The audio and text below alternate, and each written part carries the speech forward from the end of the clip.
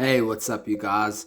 So, for some of you, well, most of you, you won't have known this, but for the last couple of years, I've had this concept idea of a story, potentially for a movie or a book, whichever. Probably a book would be possibly the better option. But I've had this idea, and like I said, I started writing it a couple of years ago, and only recently did I manage to start knocking out a few more chapters.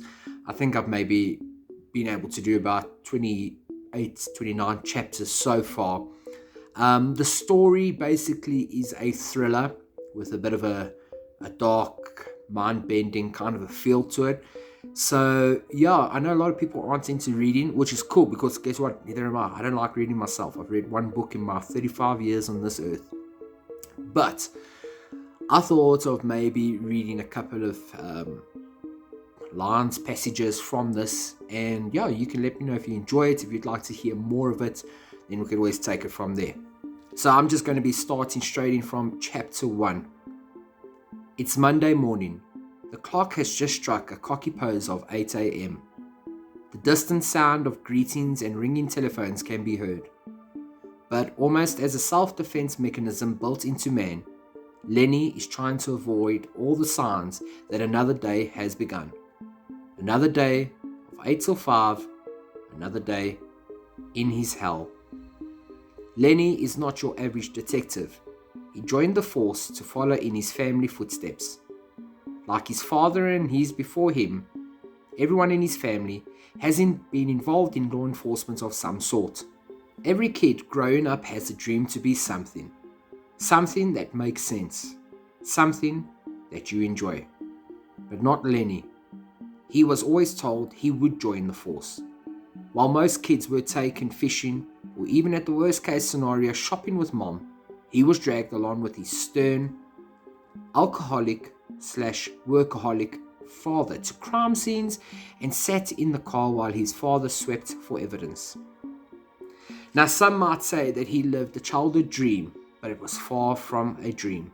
More like a nightmare that you wouldn't or couldn't wake from. Sitting in the car for hours on end, he had to find ways to entertain himself, as you can only color in so many pictures before your mind starts wandering off. Knowing his career path had been pre-chosen for him, he decided to familiarize himself with cases. His dad would always leave previous case folders on the back seat, as he would be constantly examining them for missed clues. And what started as a way to kill time quickly became an obsession, of which his hunger would drive him to start making his own notes and spending extra time at libraries exploring the world of crime, more so serial killers. So I am going to fast forward a couple of chapters. Basically, it's his upbringing. His father passes away. He ends up in the system, but he does follow in his father's footsteps and becomes a detective. So we are picking up now at chapter 5, where he has been called to a crime scene. Chapter 5. So at the crime scene, they have found an envelope with the letters Lenny spelt out in capital, written on it with a Koki, addressed to obviously Lenny, so that's where we're going to pick up from now. Lenny looked at it with a complete blank stare. "Aren't you going to open it?" asked Detective Warren. "Yeah, sure. Where did you find this?" "That's the thing." As they were turning and lifting the body, there it was, right underneath her. "Well, that's not strange in the least." Lenny's blank stare now changed to one normally seen on a puppy's face the first time it heard itself bark. He began to slide his car key under the seal of the envelope, tearing it open from side to side.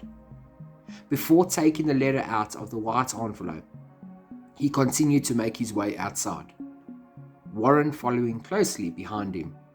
Once there, he lit himself a cigarette, leaning with his back up against his 88. Lenny took the letter out. Unfolding it straight, he began to read it. "Welcome, detective. Welcome to the truth. Welcome to your destiny. This letter is number 1. Number 1 out of 10. You and I are going to go on a journey of discovery. Each letter bringing you closer to me, closer to the killer. Each letter will give you clues as to who I am. And if you're smart enough and ready to reveal my identity by the time we get to letter number 10, you can arrest me without any resistance. Lock me up, throw away the key. That's where I will leave you now. Go on, run it for fingerprints, send it over to the lab. Do your keystroke tests. The results will not be beneficial. That is where I'm going to leave the story. So, you guys, my followers, my listeners, my fans, my friends, my family, you need to tell me, is this something that interests you? Do you like so far what you've heard? Yes, I've skipped a couple of chapters in between, but like I say, that's laying the outline for you. Do you want to hear more from it? Would you like to read it, possibly, from what I've written so far? Do you think it's something I should pursue? Am I just actually writing a whole lot of hogwash? I don't know. Like I say, I'm not a reader, so I don't know. But yeah, let me know if you enjoyed it, and I'm excited to hear and see what you think in the comments.